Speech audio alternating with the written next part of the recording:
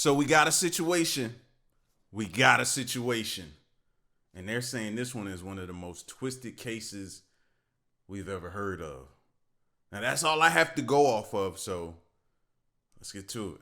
I just have something to tell you. I'm sitting down here at Denny's, and there was a little girl that just walked in that looks exactly like the girl. Okay, is she still inside? Yes, she is. And she's with an older man. With an older man? Yeah, and the thing that really triggered me the most was I was reading the Nickelverse, and I seen her picture in the Nickelverse, and I showed it to one of the waitresses here, and she said, oh my God, she's in here.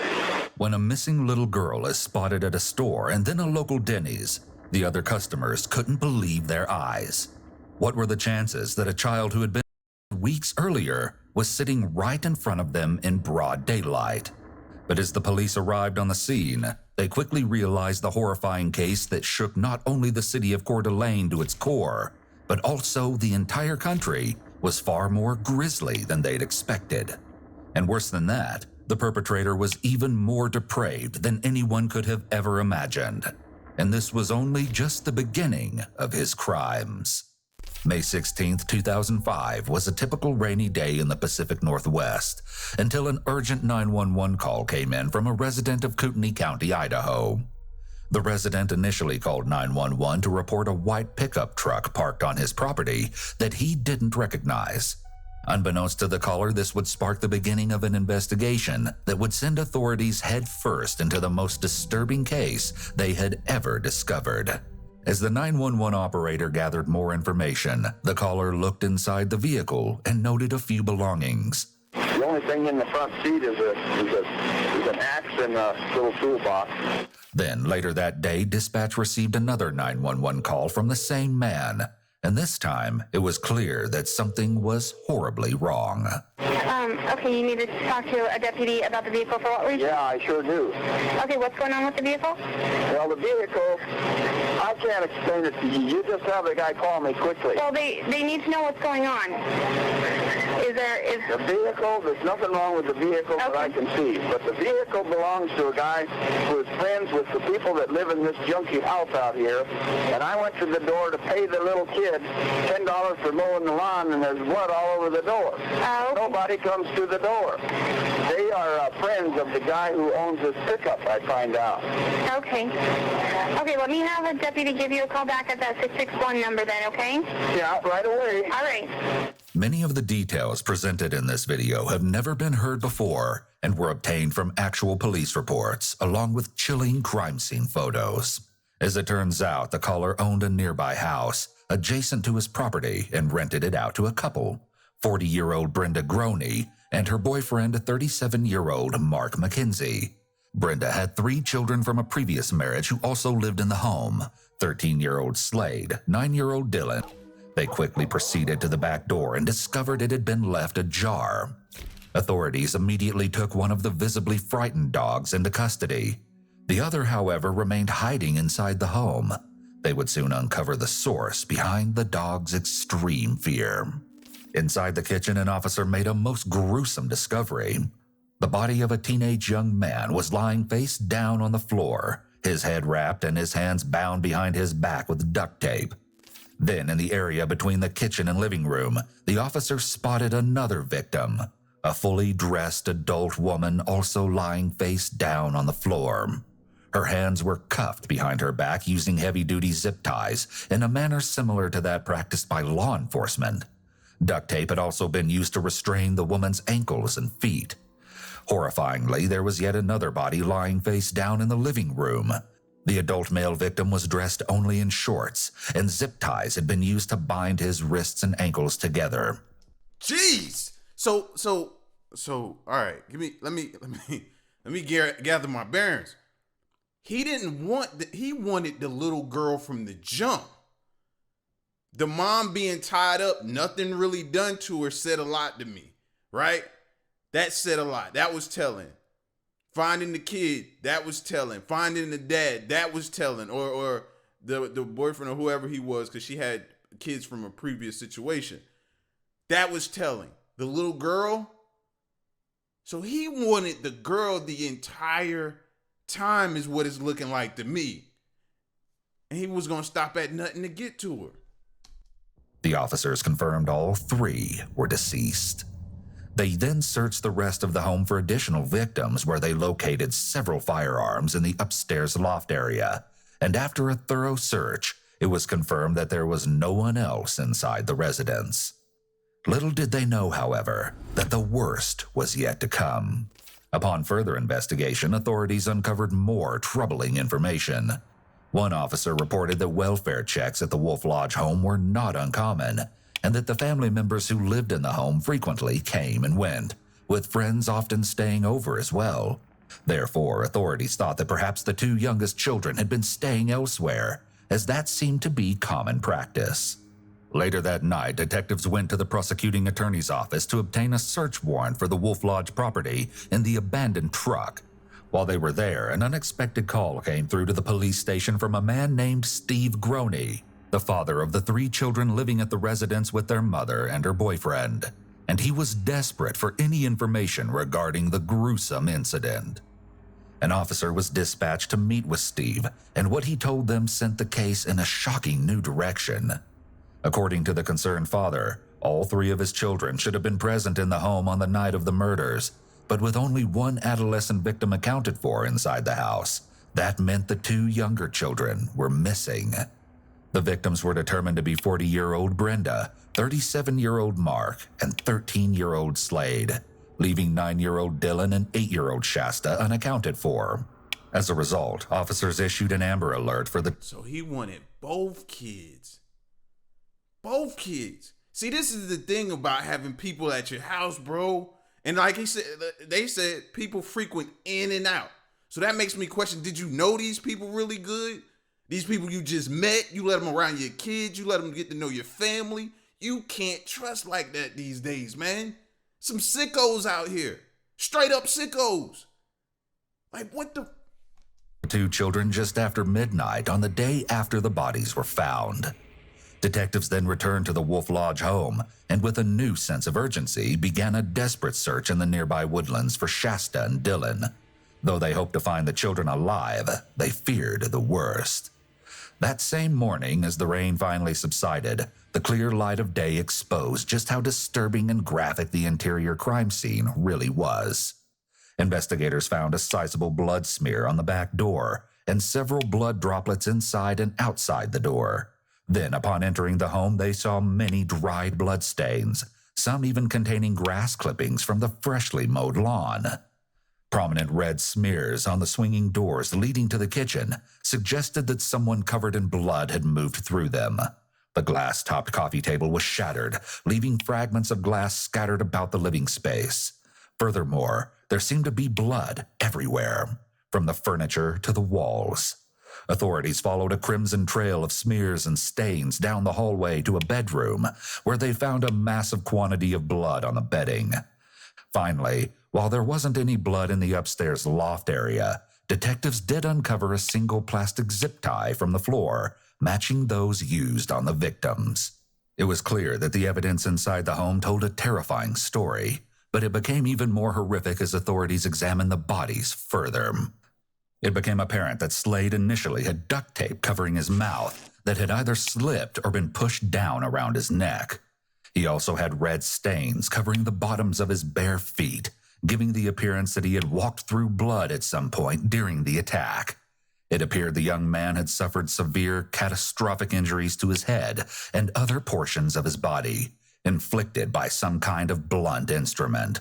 Ultimately, the severe beating resulted in his death. Slade's head was lying at the feet of his mother, Brenda. Unfortunately, due to the ghastly blunt force injuries to her head, law enforcement couldn't even recognize her face. Not to mention layers of duct tape were entangled in her hair and wrapped around her head to form a makeshift gag. It was only due to the presence of several recognizable tattoos that they were able to positively confirm her identity. Unlike the other 2, Mark had no duct tape on his body, but similarly, he showed several blunt force trauma wounds to his head that clearly penetrated his skull. Investigators also suspected that a bloodied person had moved over him as he lay on the floor based on a distinct pattern of blood droplets on his body. Most horrifying was the revelation that the murder weapon had been a framing hammer, as each strike left behind a circular marking with a cross-hatched pattern on its victim. Meanwhile, authorities continued to focus. If there wasn't a sense of urgency before, there definitely needs to be one now to get those kids back, because this dude is psycho. This dude is off, straight up off the rails, capable of doing anything and snapping at any moment. Focus their efforts on finding Dylan and Shasta, treating the situation as a possible abduction by a dangerous predator. The Kootenai County Sheriff's Office requested assistance from the FBI and other resources to help locate the missing children. Over the next several weeks, the entire country held its breath as the search for Dylan and Shasta unfolded in real time on national television. Desperate to find answers, Dylan and Shasta's father, Steve, even contacted a psychic to aid in the search. Unfortunately, those efforts proved futile. That's a father who care right there.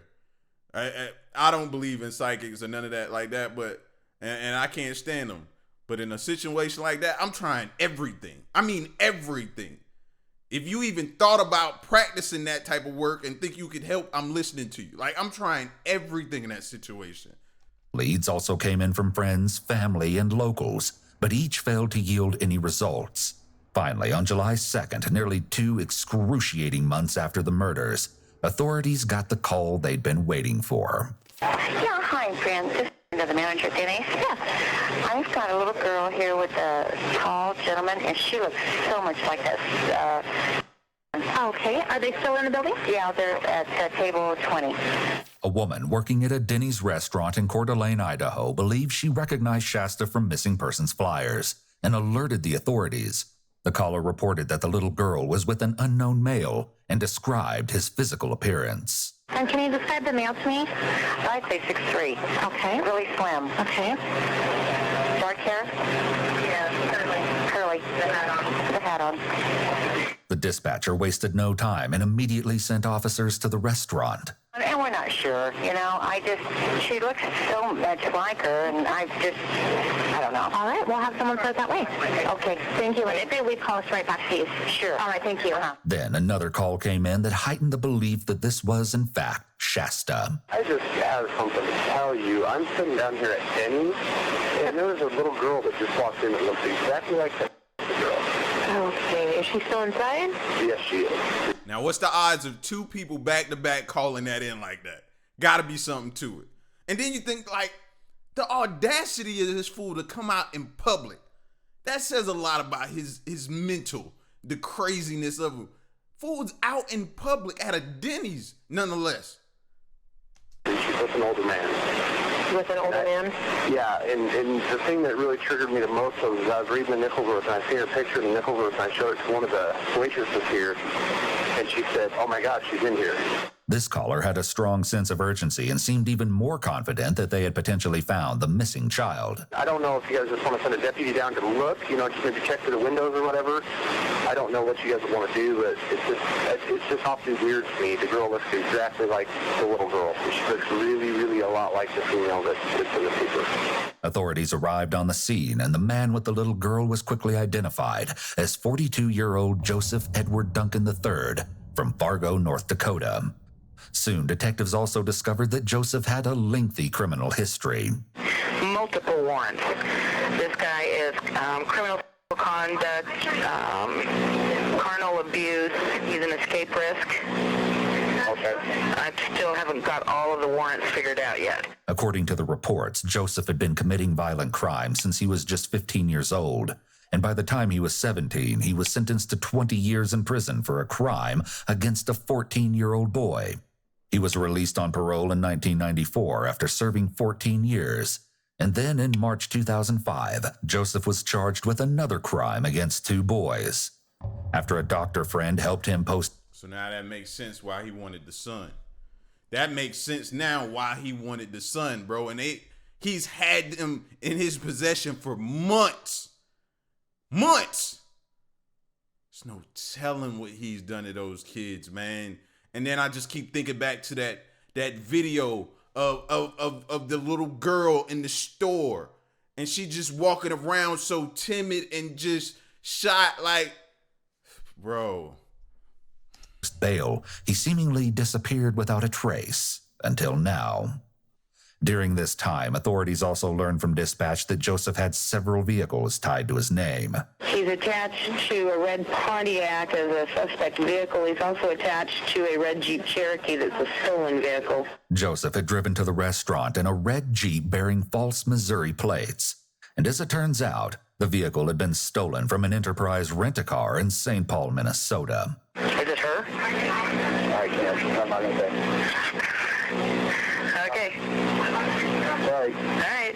Bye-bye. Goodbye. News soon broke that the little girl with Joseph was in fact Shasta, and she had an unbelievably horrific story to tell. Before even leaving the Denny's restaurant, Shasta reportedly told authorities about the deaths at Wolf Lodge and that Joseph was the perpetrator. Then she was transported to a nearby hospital for treatment. Officers contacted her father, Steve Groney, and he raced to the hospital to be by his daughter's side.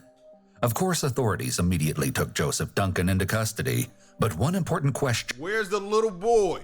Where's the little boy?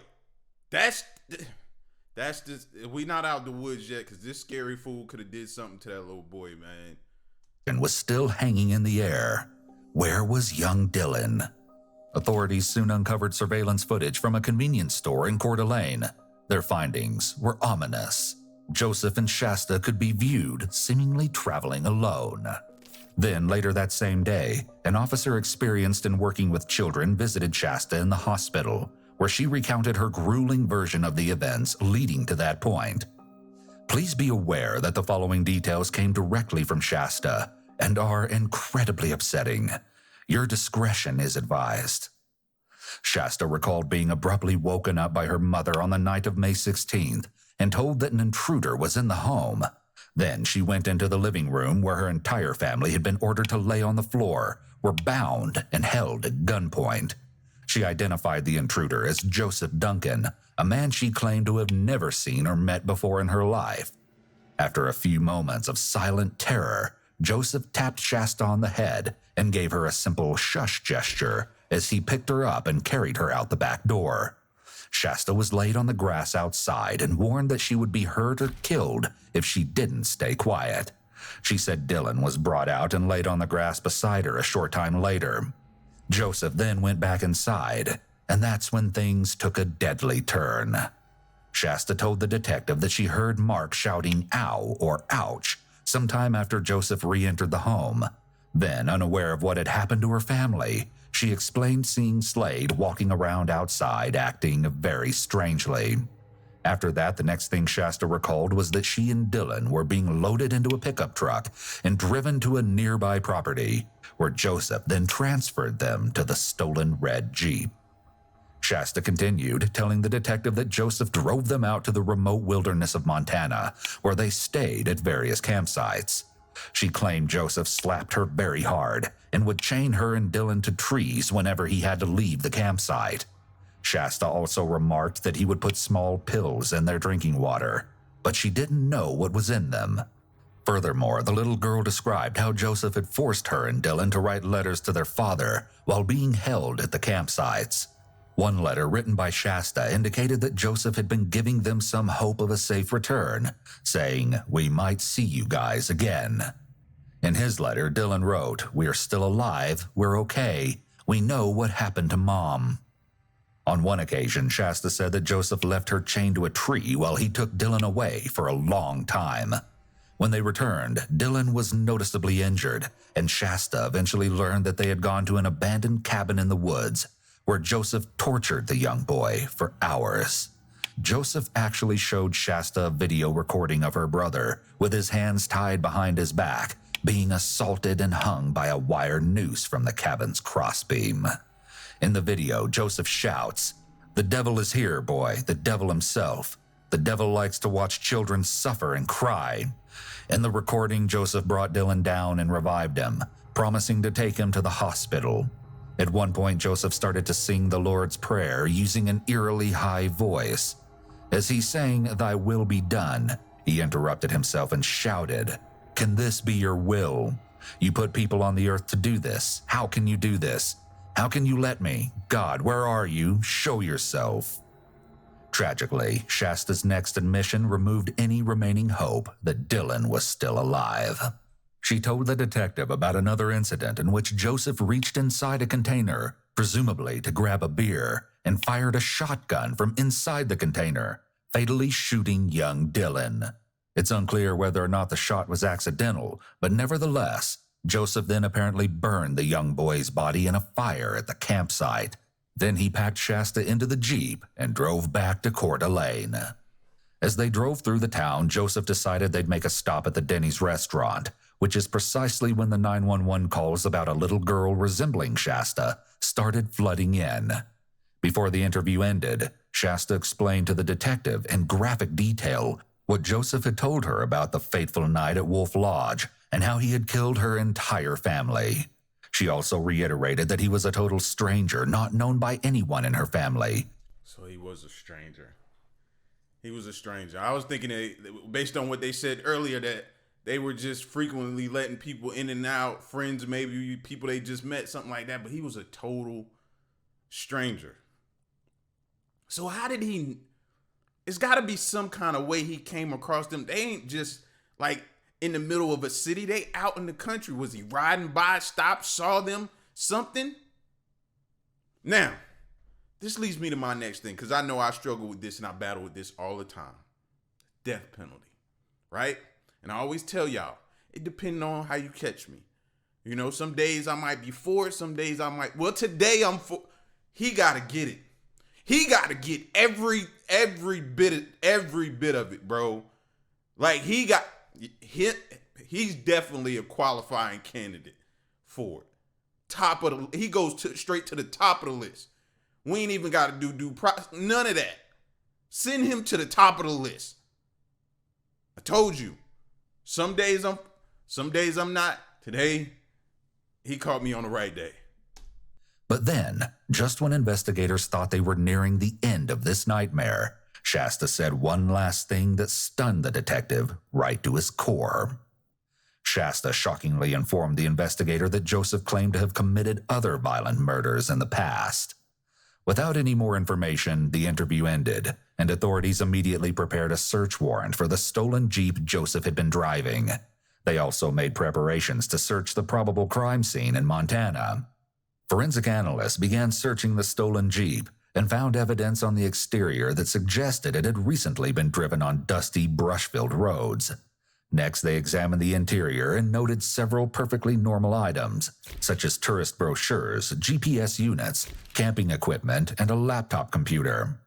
However, it wasn't long before they uncovered some more sinister items inside the vehicle, including duct tape, rope, and video production equipment. Oh, but that wasn't all. Investigators also found a sawed-off shotgun with duct tape wrapped around the handle, a handsaw, and a plastic zip-tie bag matching the brand used in the murders. Authorities sent the digital media found in the Jeep to the FBI Computer Forensics Unit for analysis, who were able to narrow down the search area in Montana.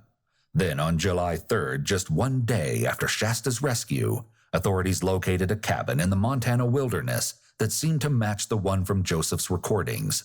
Still, despite extensive search efforts, Dylan's remains were nowhere to be found. Meanwhile, the FBI Computer Forensics Laboratory continued to pull evidence from Joseph's film equipment, including extremely graphic video clips from inside the old Montana cabin depicting the horrendous torture of Dylan. The following day, desperate to find Dylan's remains, authorities began to consider taking Shasta to Montana to aid in the search. Before that could happen, however, they received a call that changed everything. FBI personnel searching in St. Regis, Montana, alerted deputies back in Idaho that human remains suspected to be those of Dylan had been located in a mountainous area, matching that which Shasta had previously described. The same day Dylan's remains were found, Joseph requested to speak with a jail chaplain, telling him he wanted to talk about forgiveness because he killed 3 people in a house. 4 days later, he sat for a long-awaited interview with Kootenai County. Bro, you know them times where people will be like, man, they violated my rights. I didn't get no rights. This is inhumane. Is it wrong that I'm hoping that his get violated and everything that's inhumane get done to him? Is it wrong after what he did to those kids, the family, what that little girl had to witness? Like, y'all remember the movie A Time to Kill, don't you? Y'all remember that movie, right? It was a good movie, wasn't it? This fool, like, look at his face, bro. His face just makes me just want to go through the screen, bro. That little girl, bro, she will never be the same. Her whole family, her little brother or older brother, or whichever one he was to her, being chained to a tree. Everything that was done to this little girl. How does she go on? How does she recover? How does she trust to be around somebody other than probably her dad?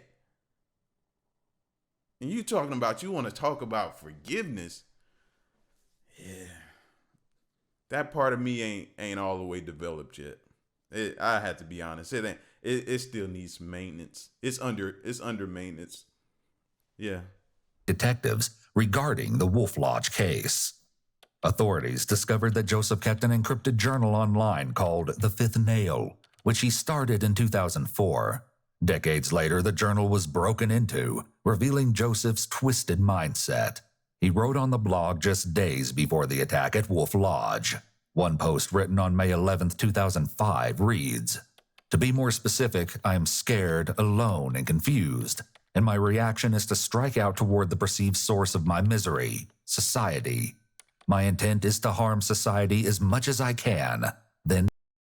As for the Happy Joe jet, well, he was just a dream. The boogeyman was alive and happy long before Happy Joe. Even more disturbing, on February 17, 2005, Joseph wrote, "As long as we keep attacking the symptoms of social disease, the so-called offenders, then our problems will keep getting worse. Someday, soon I hope, society will be forced to wake up and recognize how it propagates its own misery by denying the truth that criminals are victims too." He expanded on these thoughts, writing 11 days later. So you want somebody to feel sorry for you? I ain't got it.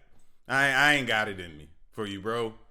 At all. Like, Yes, I know a lot about abuse from all three sides: the victims, the offenders, and the systems. I'm not saying let offenders do their thing. I have no problem with taking direct measures to stop people from hurting people.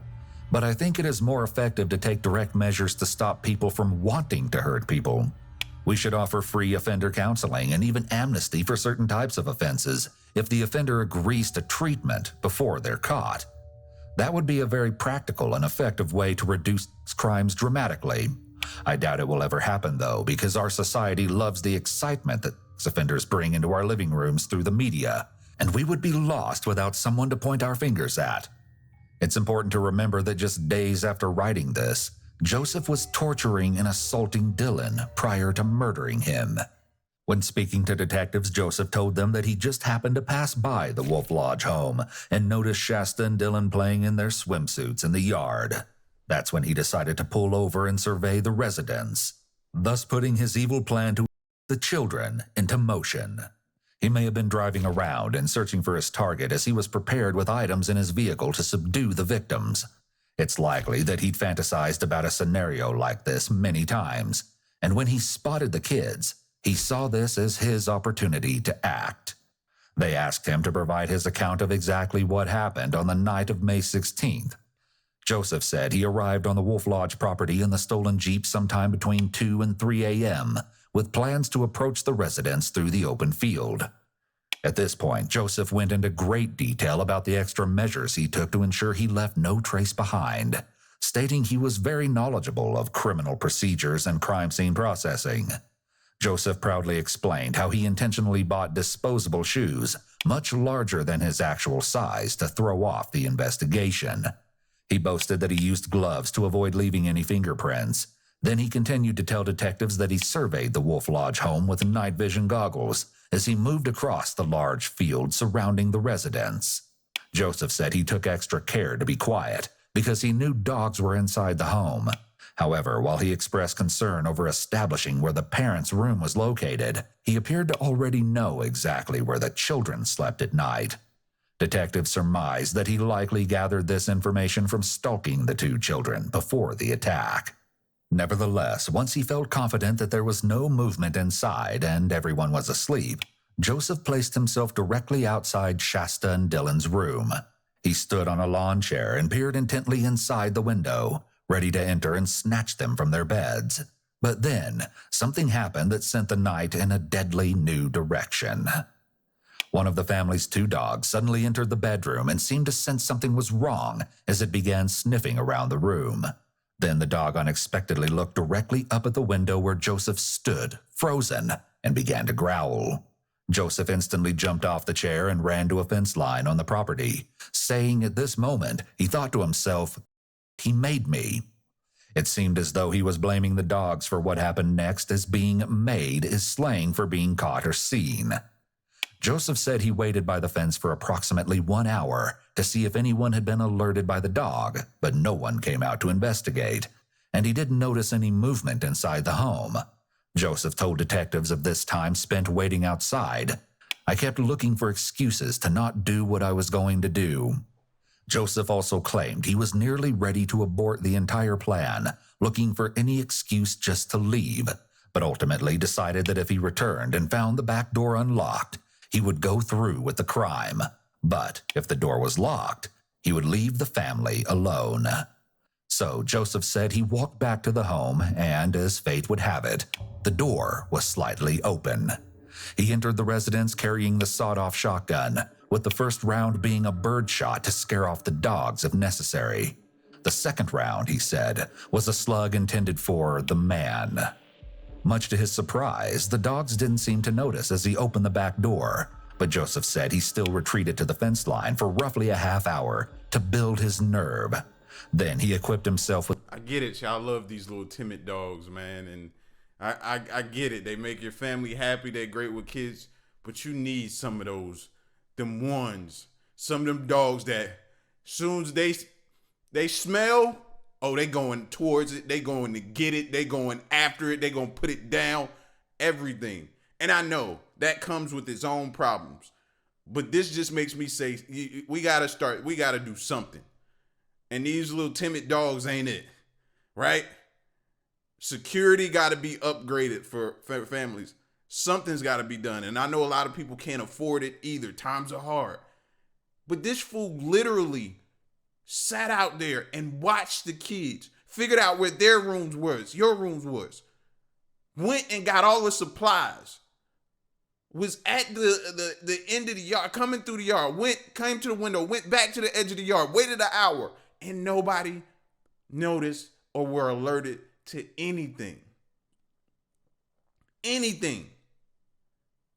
Like, no, security has to be first, a first thought, first drastic measure being taken and being put up, whether it's cameras, whether it's motion stuff, whether it's alarms, whether it's whatever, dogs, anything, fam, because he just detailed. And then we got to stop leaving our doors unlocked at night. Come on. You're laying down, making yourself the most vulnerable, and you're going to have your door unlocked. And I know a lot of people do that out in the country where they think not too many people are coming, so they're safe out there because ain't nobody traveling way out there. Well, I got news for you. This dude did. With duct tape and zip ties from a backpack he left in the field, and quietly approached the back door again, wearing a hat and a mask. Joseph said that when he entered the home, he found Brenda asleep on the sofa. He then stated, "I froze. I didn't expect anyone to be in the living room." Joseph explained that he felt scared for a brief moment as he backed into the kitchen and waited to see if she would move, but the house remained quiet. So he continued to look around for the 2 dogs. And as he moved down the hallway, the dogs abruptly charged toward him from inside Slade's bedroom. Joseph described swinging the shotgun in their direction, fully prepared to shoot, but said the dogs quickly scampered away at the sight of the firearm. Joseph ducked down to hide, saying he could see from that position that Brenda had woken up. However, while she appeared to be looking directly at him, Joseph said she didn't seem to sense that anything was amiss yet, as she turned the light off and returned to lying on the couch. Joseph reported that her eyes seemed to be fixed on him, but he couldn't tell whether they were open or not. so he decided it was time to make a drastic move. He made his way over to Brenda, and with the shotgun trained on her, Joseph harshly whispered in a low voice, "Where's your husband?" He said that Brenda looked up at him with a confused expression on her face, so he repeated the question with more intensity. This time, Brenda replied that her husband wasn't in the house, so Joseph instead demanded that she bring him to the man. Then, Joseph said Brenda quickly got onto her feet and dashed up the stairs to where Mark was sleeping. He instructed Brenda to wake up Mark, and she did so by shaking him and shouting, "There's a man here with a gun." Joseph told detectives that Mark then rolled over and locked eyes with him, but for unknown reasons, the cold-blooded killer became overwhelmed with emotion at this point in the interview. After regaining his composure, Joseph described grabbing 2 sets of zip ties he had earlier interlocked in a police-type fashion to restrain the adults. However, he hadn't anticipated Mark's size and soon realized he would need to use both sets to secure his wrists. Furthermore, he fumbled with the zip ties at the top of the stairs, dropping the one that crime scene analysts later found while searching the home. Joseph said Mark complied and continued to lie face down on the bed as Brenda was ordered to fasten the zip ties around his wrists and ankles. Next, with Mark immobilized, Joseph asked where the guns were, wanting the couple to believe his sole mission was to steal them, not to abduct the children. He likely said this to prevent the adults from trying to fight back.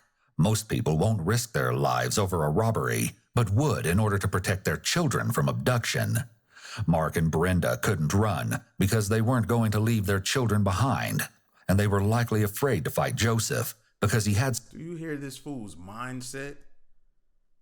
So this is why we got to prepare for them, because they're definitely preparing for us. Most people won't risk their lives over a firearm, but will over their kids. He's thought this through. So if you ain't preparing for them, we're already behind. Such a clear advantage with the weapon. Mark made his way down the stairs on his backside, and once they were both in the living room, Joseph prompted him to lie face down on the floor. Then he advised Brenda to wake up the children and bring them out. Joseph recalled hearing Slade shout, why, as his mother alerted him to the danger. With Slade out of his room, Brenda went into Shasta and Dylan's room and guided them back to the living area, where Joseph bound their wrists using duct tape and zip ties. When the entire family was secured on the living room floor, Joseph told the detectives, "I stood for a moment and surveyed my work. I thought how easy it was." The following sequence of events lined up precisely with what Shasta had told investigators about Joseph carrying her and Dylan outside and laying them on the grass. After bringing the children outside, Joseph returned to his backpack at the fence line and retrieved a framing hammer before re-entering the home. Once inside, he removed the duct tape from Slade's ankles and guided him outside to a spot where he was out of sight of the other children. Without warning, Joseph violently hit Slade in the back of his head with the hammer. He immediately fell to his knees, and at that point, Joseph struck him again, prompting the 13-year-old to fall face down on the ground. Assuming he was dead, Joseph went back inside the house and told Brenda to stand, but because she was bound at the ankles, Joseph had to help her up. Once she was upright, Joseph said he tried to use the hammer's claw end to cut through the duct tape around her ankles so she could walk. But instead, Brenda was sent face first back onto the floor when he pulled up on the weapon. Joseph stated that Brenda was clearly injured from the fall, so he decided it was time to end her pain. At this point in the interview, he briefly spoke about his empathetic side, saying, "What I did next was an act of compassion." Then he expressed hitting Brenda 2 or 3 times in the head with the hammer. After he was satisfied that she was no longer... And they really believe this in their mind. I did this out of compassion. What? What compassion do you have if you're doing this? You want me to believe that there's an ounce of compassion in you? And y'all can hit me with all of the psychological and research that y'all want because you've studied these type of people your life, and I still don't care. I don't. Because if you could do this, what compassion do you have, in my opinion? I keep it simple. Longer alive, he moved over to Mark, who he stated was still realizing what was happening, and struck him 2 or 3 times on the top of his head. Joseph said Mark cried out, "Ouch," before going still, just as Shasta had previously told detectives. Joseph then went back outside and noticed that Dylan and Shasta were both propped up, against their orders to remain laying down, and were speaking with Slade, who Joseph was shocked to find alive and moving around the house's exterior, presumably attempting to flee the scene and get help. He demanded the 2 young children to stay still as he ran after Slade, and for a moment, he actually thought the teenager had gotten away. Unfortunately, Joseph caught up to Slade in front of the house, where he was standing frozen in confusion from the traumatic head wounds he had endured. Joseph mercilessly struck him in the head, neck, and shoulders several more times with the hammer, until he finally dropped to the ground. Before leaving the home, Joseph went back inside to check on Brenda and Mark. He said both were making snoring or mumbling sounds, so he struck each victim's head a few more times. He described not wanting to look as he hit Brenda, so he laid a blanket over her head and swung through it. This is unusual. Let me guess, that's compassion again, right? Because he couldn't see, he didn't want to look at her. That's compassion, right? Man, get out of here. Miss me with that. Miss me that ain't compassion, you sicko psycho. Well, as most perpetrators only cover victims that they know well, it's possible that Joseph struggles to kill women more so than men because of his description of killing Brenda. Additionally, Joseph let Shasta live. We don't know if he planned on eventually killing Shasta, but he didn't murder her right away like he did with Dylan. Joseph insisted that while he knew law enforcement would probably label his crimes rage killings, he wasn't acting out of rage. Instead, he offered the demented explanation that he'd been trying to put his victims out of their misery. Nevertheless, Joseph said he finally departed the residence along with the 2 children in Mark and Brenda's white pickup truck. He drove the short distance to the additional property where he'd left the stolen red Jeep. There, he abandoned the pickup truck, loaded the children into the Jeep, and took off. Later that day, upon locating the unknown truck on his land, the property owner placed his 911 call that you heard previously.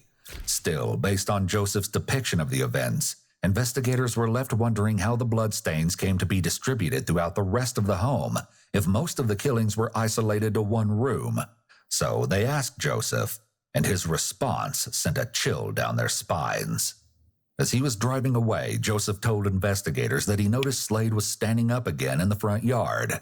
He told them he elected not to stop because daylight was breaking. He knew Slade would die soon from his injuries.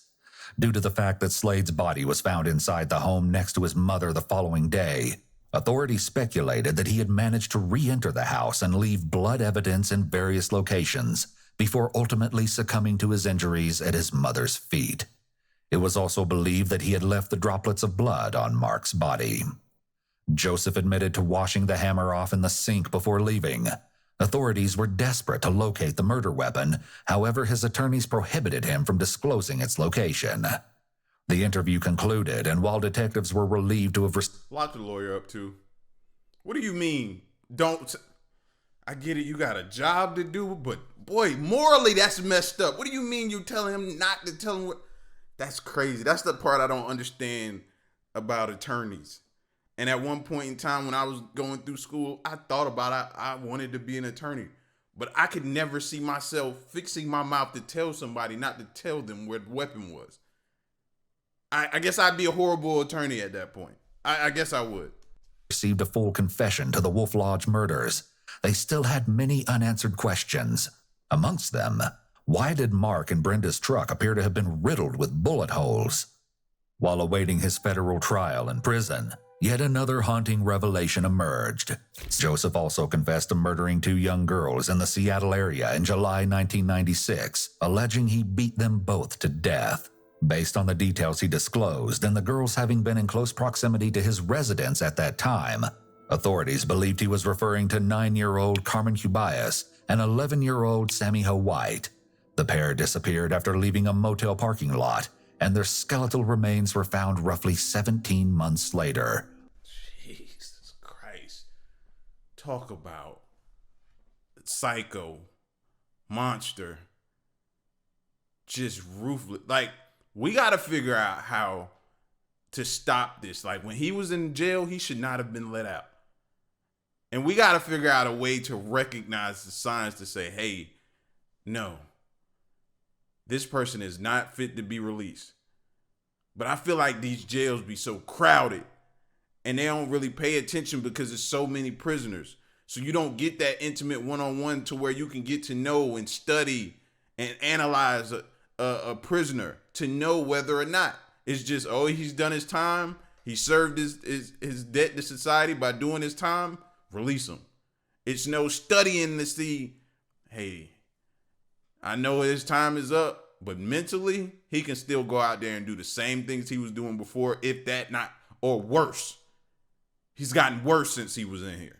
Like, there needs to be some type of something because he shouldn't have got out.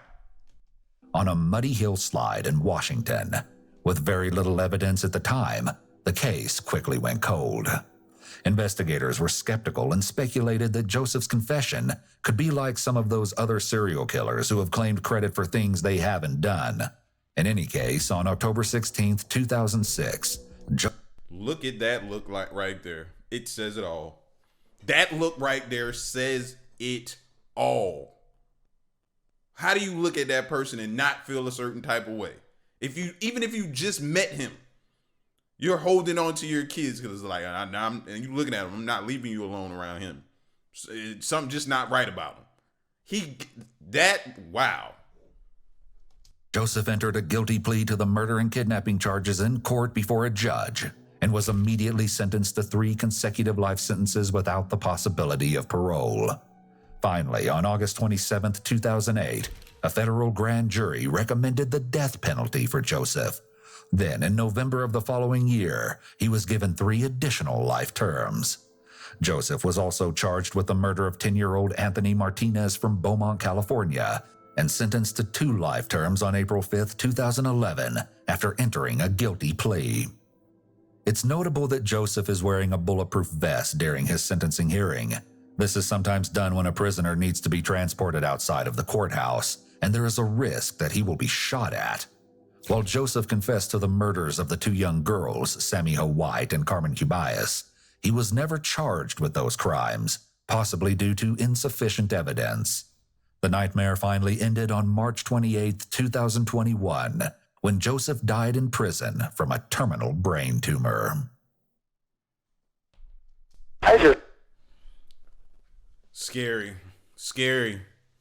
Sit down, talk to your family, increase your security. Do not allow people to get the drop on you if you can at all possible. You know what I'm saying? And even though you go to great lengths, there's still some type of way. So think about it every day. Ways that you can improve your safety and your security and protect your family. What can you do? And also, you got to teach them, because when they're teenagers, they don't be thinking. And they're just out having a good time. And they can run across dudes like this. Like, there are some sickos in this world. Y'all be safe, though.